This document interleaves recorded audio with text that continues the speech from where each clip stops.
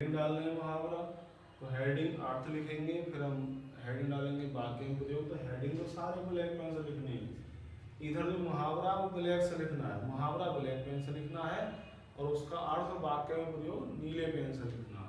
तो मुहावरा हमने लिख दिया अंधे की लाठी होना। अब हेडिंग लिखेंगे यहाँ पर अर्थ। सही, आपका सुना सुनाया मुहावरा है, शायद याद भी होगा। अंधे की लाठी होना, अर्थ क्या है इसका?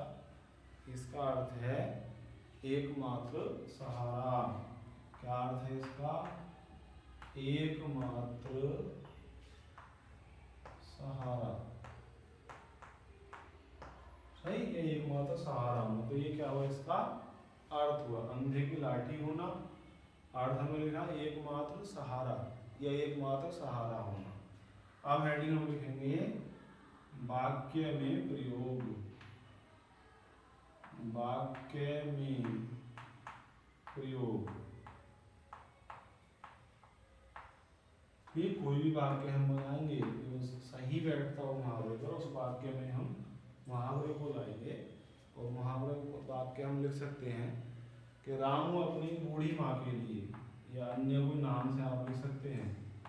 रामू अपनी बूढ़ी माँ के लिए या बूढ़ी दादी के लिए, बूढ़ी माँ के लिए अंधे की लाठी है। अंधे की लाठी है। ठीक, ये हुआ मुहावरा। नहीं समझे? चलिए, एक मुहावरा हमारा यहाँ पर हुआ है, पहला मुहावरा है ये, और ये हमने इस तरह से लिखा पूरा। पहले हमने डाला मुहावरा, काले पेन से मुहावरा लिखा हमने अंधे की लाठी होना। दूसरा हेडिंग हमने लिखा अर्थ, नीले पेन से हमने अर्थ लिखा एकमात्र सहारा। वाक्य में प्रयोग हेडिंग लिखा, फिर हमने नीले पेन से वाक्य प्रयोग कर दिया। रामू अपनी बूढ़ी माँ के लिए अंधे की लाठी है। यह हर बेटा अपने माँ बाप के लिए अंधे की लाठी होता है।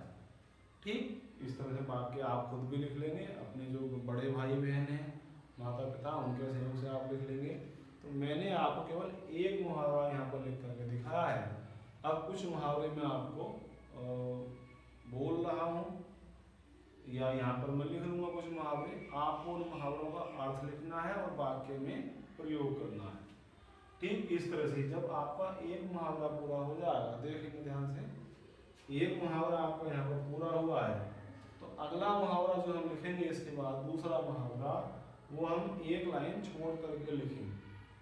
एक लाइन या दो लाइन छोड़ करके हम अगला मुहावरा लिखेंगे। यानी हर मुहावरे में हमें एक लाइन तो छोड़नी ही है, या दो लाइनें छोड़नी है, जिससे अलग अलग साफ साफ दिखाई दे।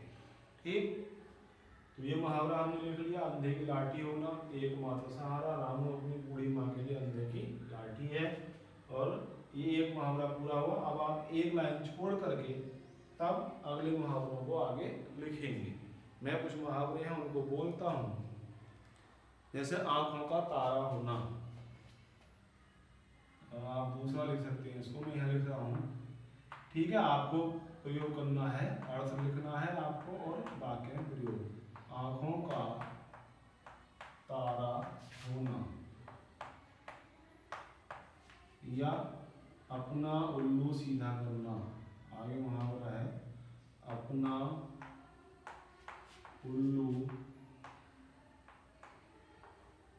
उल्लू सीधा करना, ये सीधा करना। या एक आता है आपका आकाश पाताल एक करना। आकाश पाताल एक करना। ठीक है, ये मुहावरे हैं कुछ जो आपको आगे करने हैं। मैं नोट करा रहा हूँ, आप आगे कॉपी में लिख के अपने आप कर लेंगे। एक मुहावरा जो हमने पहले लिखा है, 9-2-11 होना। 9-2-11 होना। ठीक, एक हम लिखेंगे ईद का चांद होना। ईद का चांद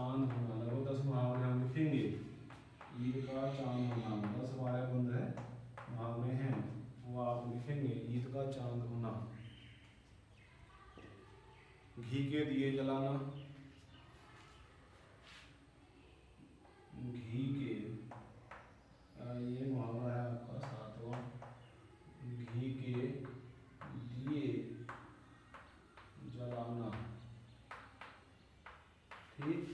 एक मुहावरा आपका आता छक्के छुड़ाना, छक्के छुड़ाना, ठीक। एक होता है ऊंट के मुंह में जीरा, ऊंट के मुंह में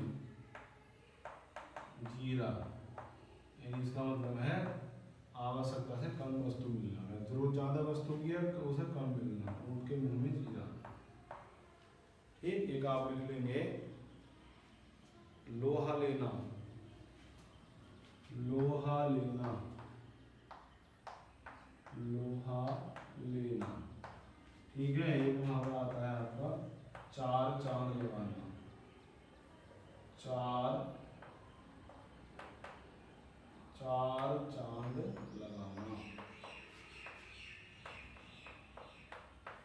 ठीक है। ऐसे ही आता श्री गणेश करना, श्री गणेश करना, आग बबूला होना, पगड़ी उछालना, ये कुछ मुहावरे हैं जो आपको अपनी कॉपी में लिख करके अर्थ लिखना है, वाक्य में प्रयोग करना है। मैं इनको पढ़ करके आपको अर्थ बताता हूँ, अर्थ मैं बताता हूँ, फिर आपको अपने आप अपनी नोटबुक में इनको लिखना है, अर्थ लिखना है, वाक्य में प्रयोग करना है। इसमें आप अपने बड़े भाई बहन की सहायता भी ले सकते हैं। ये तो हमने कर लिया। दूसरा आंखों का तारा होना, आपको याद होगा अत्यधिक प्यारा होना, अत्यधिक प्रिय होना, वाक्य हम बना लेंगे कि राम अपनी माँ के लिए आंखों का तारा है। अपना उल्लू सीधा करना यानी अपना मतलब निकालना, कुछ भी आप कर लेंगे लिख करके। लोग झूठ बोलकर अपना उल्लू सीधा कर लेते हैं, ये नेता लोग भाषण देकर अपना उल्लू सीधा कर लेते हैं। आकाश पाताल एक करना, कठिन परिश्रम करना कि उसने कक्षा में प्रथम आने के लिए नाम लिख सकते हैं और आकाश पाताल एक कर दिए। 9 दो 11 होना, भाग जाना, आपको याद है। ईद का चांद होना, बहुत दिन बाद दिखाई देना। घी के दिए जलाना यानी खुशियाँ मनाना। छक्के छुड़ाना, शत्रु को पराजित कर देना, हरा देना। ऊंट के मुंह में जीरा, जरूरत से कम वस्तु मिलना, ठीक। लोहा लेना यानी मुकाबला करना, और चार चांद लगाना यानी शोभा को बढ़ाना।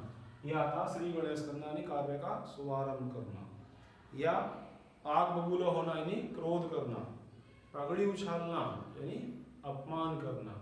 तो ये कुछ मुहावरे हैं, 10-12 मुहावरे आप लिख लेंगे तरीके से, और चाहे तो अपने बड़े भाई बहन का सहयोग लेकर के इनको कर लेंगे। आज हमने मुहावरों को पढ़ा और समझा, और आज का जो कार्य है, आज का जो टॉपिक है वो यहीं तक, और आगे फिर हम किसी अन्य टॉपिक को पढ़ेंगे। तो आज यहीं तक, और शेष इसके बाद आप स्वस्थ रहें, सुरक्षित रहें, जो आपका अध्ययन कार्य है उसको आप बनाए रखें। धन्यवाद।